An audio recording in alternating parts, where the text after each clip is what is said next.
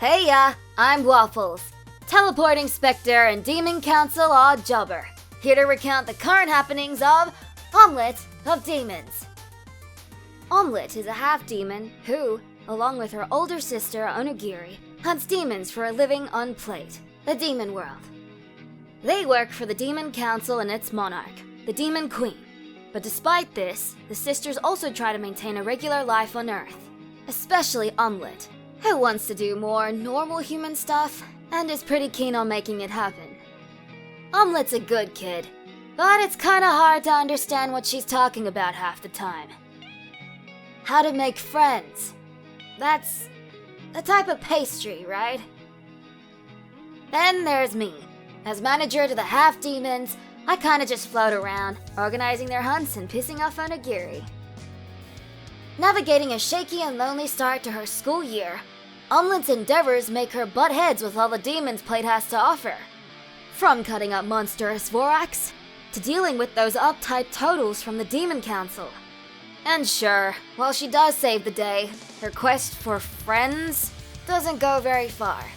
But the rumors around school sure do. Catching the attention of not only gossiping kids, but Earth's demon hunters called the Hunters Corps. And even leading to a throwdown with a couple of urban fashionista wannabes called the Royal Sisters. Meanwhile, I'm made to eat Onigiri's marshmallow nachos, which were not so good. Get it? They were bad nachos. Shortly afterwards, Omelette's made to report her incidents to the Demon Council.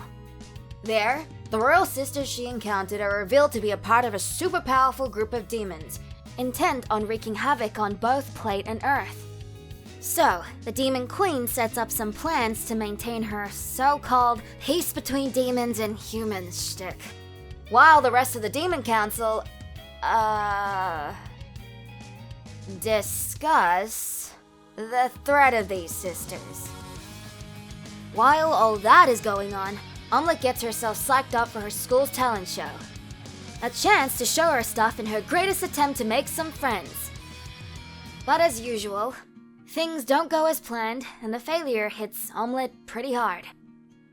Acting stranger than usual, she even randomly asks me to be her friend, which is something I still don't really get. Her sister Onigiri can only watch as Omelette becomes more and more distant. Until, during a typical job, Omelette straight up drops her scythe mid-fight. Onigiri jumps in and saves her, of course, before pleading for Omelette to actually talk to her. Turns out they both had a lot of things they needed to get off their chests. I guess it's hard when the things you want to do just seem completely out of reach. It's not long before some kids from Omelette's school are abducted by an unknown specter and brought back to Plate. Since I'm also a specter, the Queen puts me on the case. Another Demon Council member and I join Omelette and Onigiri in tracking down the culprits. We enter a weird-as-heck domain called the Memorial Circus, run by Mr. Theatrical himself, the Maestro. Here, he prevents human souls from passing on so they can instead live forever, in an endless loop of their memories. Getting separated by literal flying doors, we all run around the place and track down the kids. Omelette and Onigiri end up facing off against the Maestro's accomplices, Rose and Pierce. Omelette even discovers her demon powers, turning into zippy black goopy thingies, and Onigiri nearly loses control of herself, sprouting wings and looking a tiny bit more pissed off than usual. Not really sure what happened there, but yeah, she really does not like Pierce. Regardless, the sisters put on quite the show for the two specters. Meanwhile, after going through some insane nightmare made from my lost past, Maestro reveals that all specters, including me, were actually humans, reborn into Plate as demons.